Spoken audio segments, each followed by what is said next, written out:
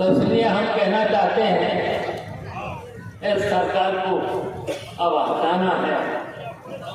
और यहाँ तक कि आप रोजी आप देख रहे हो, जो यहाँ के प्रत्याशी हैं सुन ही रहे हो, उनके बारे में तो जान ही रहे हो, हर बार जगह बदल देते हैं। सच ये 17 में इनका बेटा लड़ा था बलिया, और फिर 19 में भी कहीं, 22 में बनारस, और अब आ गए यहाँ। के बारे में तो जानते ही हो क्या क्या बोलते थे।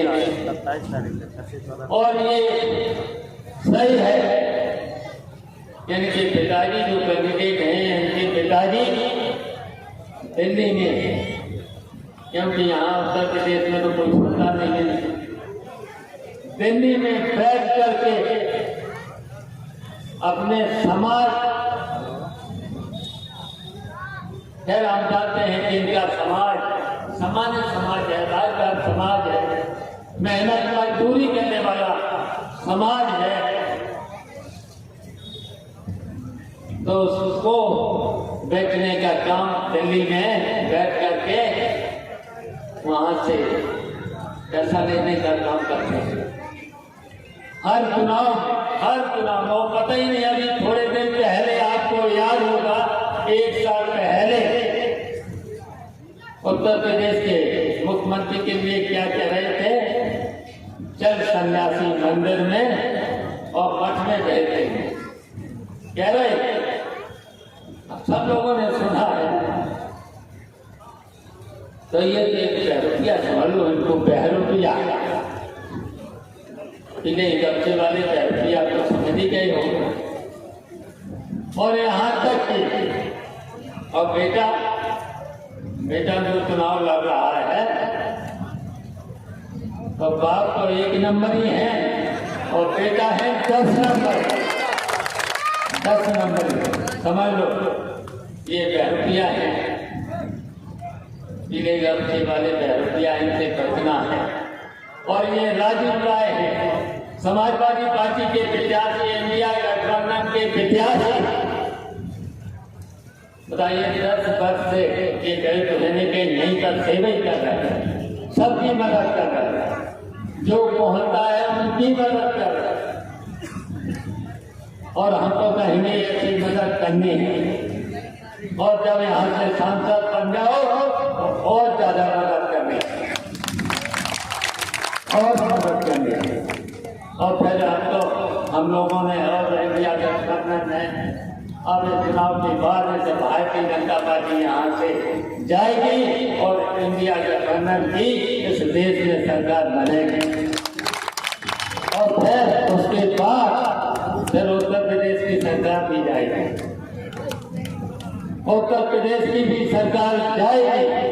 और जब उत्तर प्रदेश की सरकार जाएगी तो फिर यहाँ फिर सरकार बनेगी। तो बिजली के बिल से लेकर के 300 यूनिट बिजली फ्री, ये तो हो गई है। ये भारतीय जनता पार्टी के तो लोग नहीं कर पाए। और आप सब लोग जानते हो, चाहे नेताजी की सरकार रही हो, तो नेताजी ने जो भी वादा किया था वो पूरा किया। अखिलेश यादव ने जो भी वादा किया था वो पूरा किया और जो भी काम किया। बताइए, लैपटॉप दिया अखिलेश यादव ने, सभी वर्ग के लोगों को दिया था, सभी वर्ग। और यहाँ तक कि कक्षा 12 तक की फीस की चुंगी को भी माफ किया था। ये सब काम किया था। और कक्षा 12 तक की लड़के लड़कियों की फीस माफ, और कक्षा 12 के बाद अगर कोई लड़की पढ़ना चाहे तो 30,000 रुपये उस लड़की को भी ये थे, जैसे अपनी पढ़ाई करे। और पढ़ाई के साथ साथ अगर पढ़ाई नहीं करती है तो अपना निजी कोई भी, चाहे शादी में खर्च कर ले, चाहे अपने व्यक्तिगत खर्चा कर ले, ऐसे कानून बना करके दिए थे। और यहाँ तक कि नेताजी ने जो मेहनत मजदूरी किसान से लेकर के ऐसा भी कानून बना दिया था कि 7 साल के ऊपर के बूढ़े और बुढ़ियों को पेंशन लागू कर दी और ऐसे भारतीय जनता पार्टी ने वो भी अच्छा था। और इनके वादे तो सब अधूरे निकले, इनके वादे सब खोखले निकले, एक भी वादा पूरा नहीं। तो इसलिए अब समय बहुत कम बचा है, बातें तो बहुत थी। अब डिटेल में हम जाना नहीं चाहते हैं। और ये सही है जो यहाँ के मंत्री हैं उनका राजवाद भाई मुस्लिम भाइयों को भी धमका रहे, उसके साथ साथ विधानों को भी धमका रहे। हम बस्ता जमा करा इनके तो कल कंप्लेंट करनी है, कंप्लेंट करने हैं। अगर कहीं पर मंत्री लोग यहाँ पर धमकाने का काम करेंगे तो हम तो कहेंगे आयोग से शिकायत करेंगे और कहेंगे कि भाई ऐसे लोगों को सरकार में और जिले में नहीं, अपने लखनऊ में अपने पार्टी का या पार्टी कार्यालय में रहे या जो कार्यालय मिला है वहाँ रहे, लेकिन धमकी नहीं देना चाहिए। अगर धमकी देते हैं तो उनके खिलाफ FIR होना चाहिए, उसका रोक लगाना चाहिए, आयोग को भी रोक लगाना चाहिए। तो ये हमारे पार्टी से कहेंगे, राजीव राय से भी कहेंगे, ये कंप्लेंट कल जरूर हो जाना चाहिए।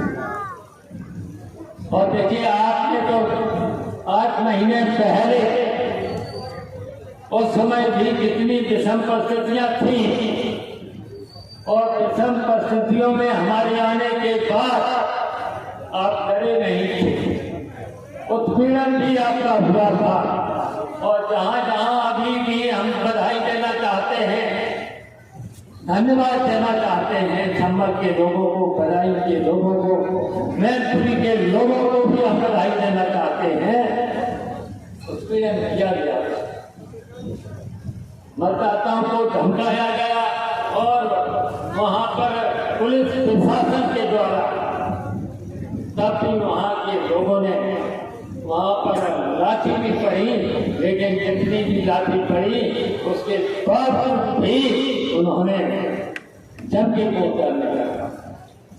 मैंने यहाँ पर भी देखा था, हम तो कई जहाँ पर मुस्लिम बस्तियां थी, हम तो हर कस्बे में आपको पता ही है 2-2 बार गए थे।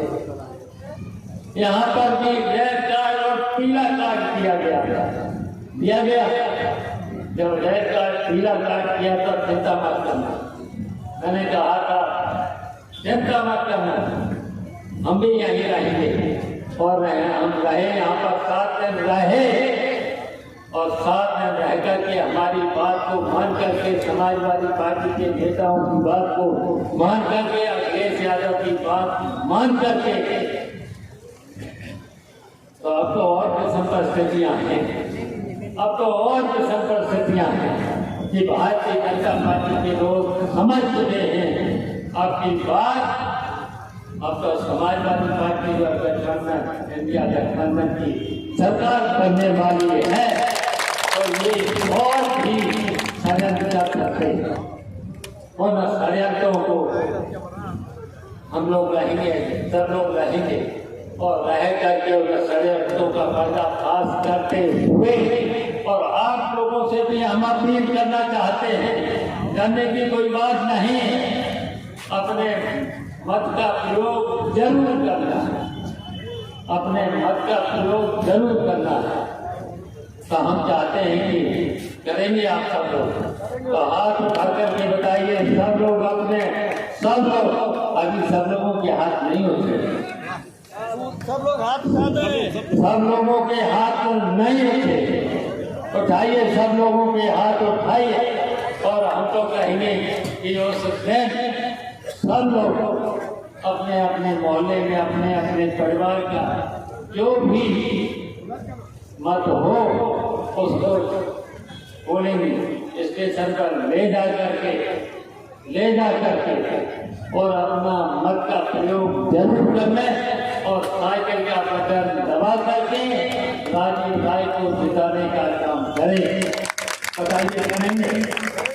करेंगे। और ये अगर आप हम लोगों ने कर दिया तो भारतीय जनता पार्टी यहाँ से हट जाएगी और फिर आपकी सरकार आएगी। राजीव राय यहाँ रहेंगे और आपकी सेवा करेंगे। कहीं पर भी दिक्कत नहीं आने देंगे, नहीं आने देंगे। और हम लोग भी आते जाते रहेंगे, हम लोग भी आते जाते रहेंगे। आपको कहीं जहाँ पर भी दिक्कत कहीं पर भी अगर आएगी तो आपके साथ हम कंधे से कंधा मिला करके आपकी लड़ाई को लड़ने का काम करेंगे और आपको कहीं पर भी असुविधा नहीं होने देंगे। तो बताओ राजीव राय को बस यहाँ साइकिल का बटन दबा करके जिता देना। यही हमारी अपील है, यही हमारा निवेदन है। इन्हीं शब्दों के साथ समाजवादी पार्टी जिंदाबाद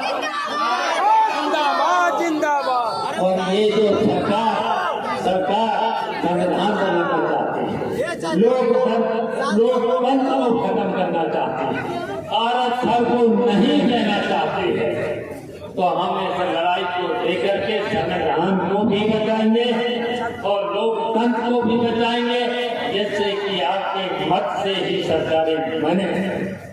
और आप सब लोगों का पूरा का पूरा आरक्षण भी मिलना चाहिए, आरक्षण भी नौकरियों में मिलना चाहिए। ये हम हमारी सरकार करेगी। इन्हीं शब्दों के साथ समाजवादी पार्टी जिंदाबाद। धन्यवाद।